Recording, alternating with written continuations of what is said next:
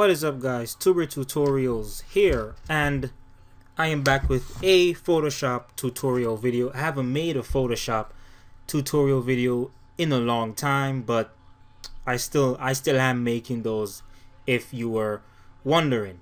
Before I start, I just want to say those who have been sending me your emails for the files for my other tutorials, I have been sending those emails out. So I hope you got them. If you haven't received it, please email me back so I can know.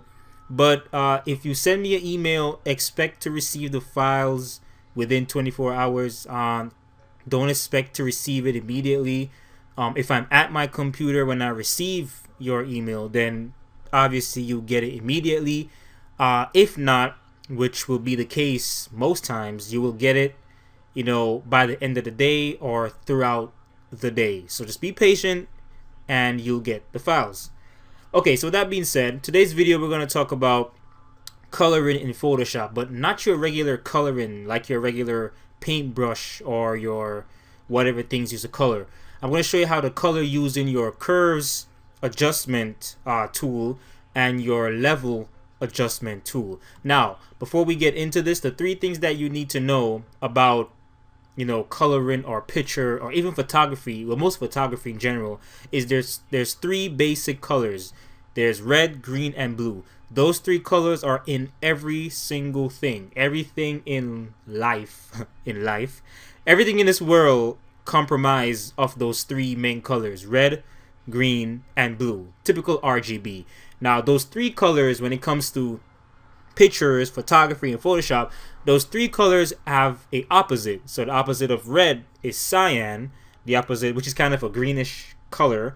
The opposite of green is magenta, which is a kind of pinkish color, and the opposite of blue is yellow. So you need to know that small concept when it comes to coloring your images, so you know what colors you want to bring out and what opposites of those colors you want to decrease. So that was a 2-minute explanation. So we're going to work with these two images right here. These aren't my images. I was going to use some images that I had shoot with someone, but I can't use an image of someone on the internet without their permission, and they didn't give me the permission to do so. So obviously I cannot do so. That's not a good thing to do. So I just choose two random pictures from Google. If you want these images, I can find the link and send you the link, or put the link in the description if you would like these images. So to help you guys out with the RGB, cyan, magenta, and yellow, Photoshop actually gives you the option to find different spots in your images that brings out those colors and the opposite of those colors. So to do so, you need this little info palette, this little thing, this little icon with the eye. That's your info. If you don't see it, don't panic. It's there. It's just not open. You need to go to Window and then click on Info, or click F8, and it will show up. So when you click it, it gives you the info. You see RGB and the opposite cyan, magenta, yellow. I don't know what that K is for, but ignore that K. So if you move throughout your images, as you can see, it tells you how many red, how many green, how many blue is at that area of the image. And it tells you how much percentage of the opposites are there. So if I go on this yellow flower, this is a lot of yellow. So if you look at your yellow right there, it says 100 because it's a lot of yellow. If you look in the blue, it says 10 because there's no blue there. And the opposite of blue is yellow. So you see more yellow than blue. So if I wanted to turn that yellow into blue, obviously I will decrease the yellow and more blue will show out, which I'll show you guys in a minute. If I go over this blurred area, as you can see, there's more green here. So there's like 144 green. If I go up here, there's like this area right here is mixed. There's a lot of different mixture here, but the info palette is just to guide you, to let you know the different areas of your images that has those RGB and cyan, magenta, yellow colors. So we're going to start with levels. So you need to have your adjustment tab open. If it's not open, you can just go down here to the little small circle, click it, and we're going to click on levels, and that's going to create a levels layer for us. And we want to get out of the RGB and we want to go to red. So You can also click on info right here or go back to properties. So info is just right there so you can see. So on the red, we know that the opposite of red is cyan. So let's see, I want to boost up. This image kind of have a lot of red in it. So I want to decrease some of the red. So you want to bring the white part down. I mean, if you bring the white part up, sorry, you can see you get more reds because you're leaning towards the red side. Same if you boost the middle section up, it will give you more red. But this image already has some reddish tint to it, so I want it to be more of a cyan-y. So I'm going to bring the black down. As you can see, the more I bring it down, the more that cyan begins to pop out. You see, all the reds are practically gone. If I go to my info and go to the face, as you can see, the red is practically, there's a red at this spot because of the blemish on the cheeks. But if I go up here, it's not that many red that's present. So that's good. You can bring the middle section up some more. You see, you get more. That's too much cyan for me. Alright, so that's your red. Let's go to green. There's a lot of green in this image. So if you want to beef up the green some more, you move the white section up. And you see that green begins to pop out. That actually looks pretty nice. Kind of boost this back down a bit. Alright. And then we go to our blue.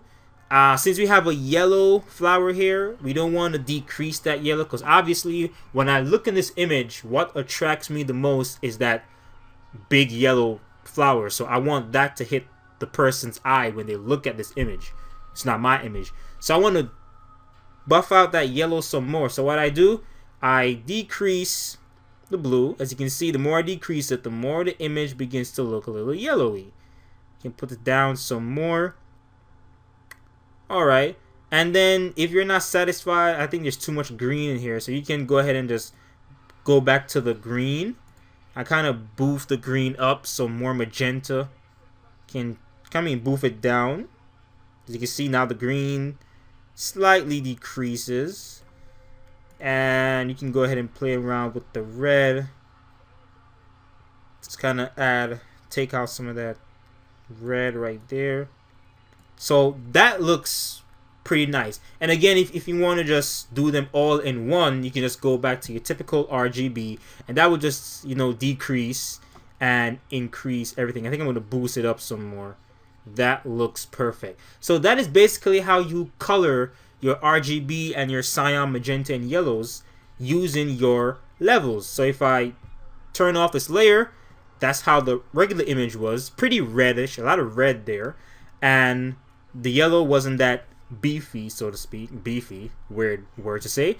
If I turn back on the layers, you can see the yellow is popping out, and you see less red and more the greenish in the background is popping out. So that is how you do it with the levels. Now I'm going to show you how you can also accomplish this using your curves. We're going to go to our second image right here, which is an image of two lovely females. I don't know what they're doing. You can probably look at it and take a wild guess. That's obviously a wedding love thing.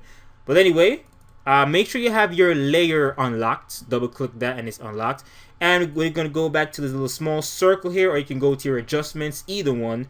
Since the first one I did the circle, I'm going to show the adjustment. Same thing, just go to curves, and it's going to create a new curves layer.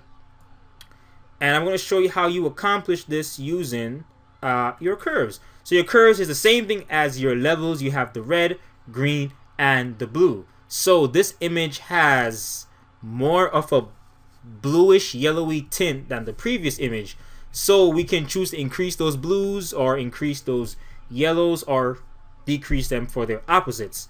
So let's go to the red. There's not many red except the car. So I can, this side controls the dark areas, and this controls the dark, and the top controls the light. So if I bring this down, as you can see, I'm getting the opposite of red, which is cyan. I don't want that because I want the redness of that car to show up some more. So I'm going to bring this part up.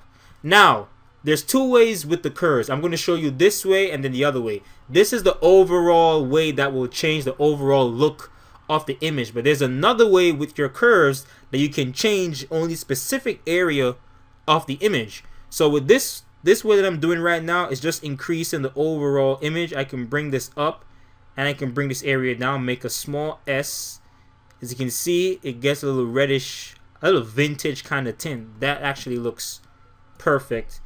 If I go to my green, bring that green down, I'm gonna get more red, more magenta. So I'm gonna bring that green up. Alright, and let me bring this part down.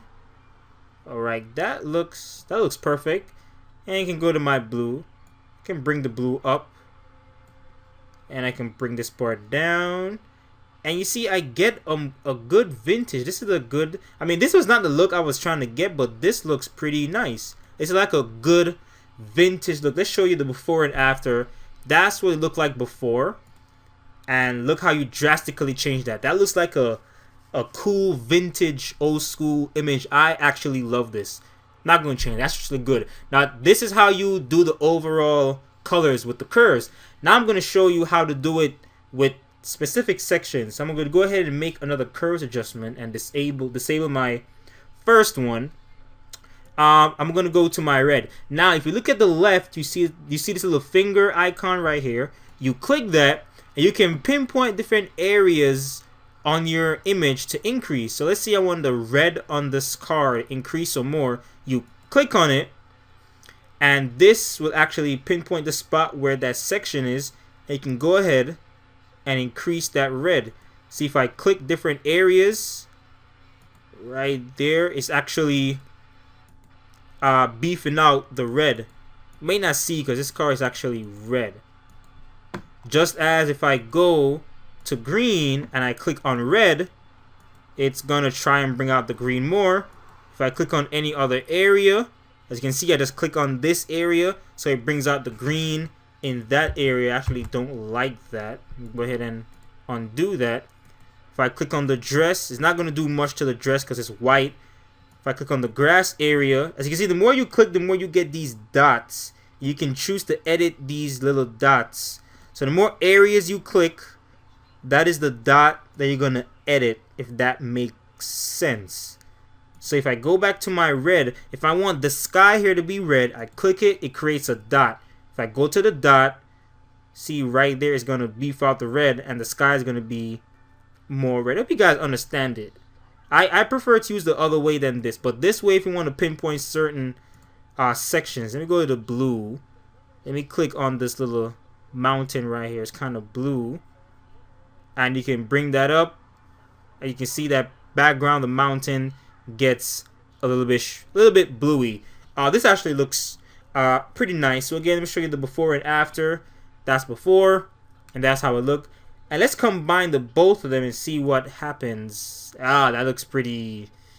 That's kind of off, but I love this vintage look. But this is basically how you can color your images using your curves and your levels. So go ahead and play around with it. Play around with your red, green, and blues, and your opposites, which is your cyan, magenta, and yellow, and see what kind of creative look you can get. I love this look right here. I love this little vintage look. This is pretty nice. So hope you guys enjoyed this. Hope it was very informative, and I hope you learned something.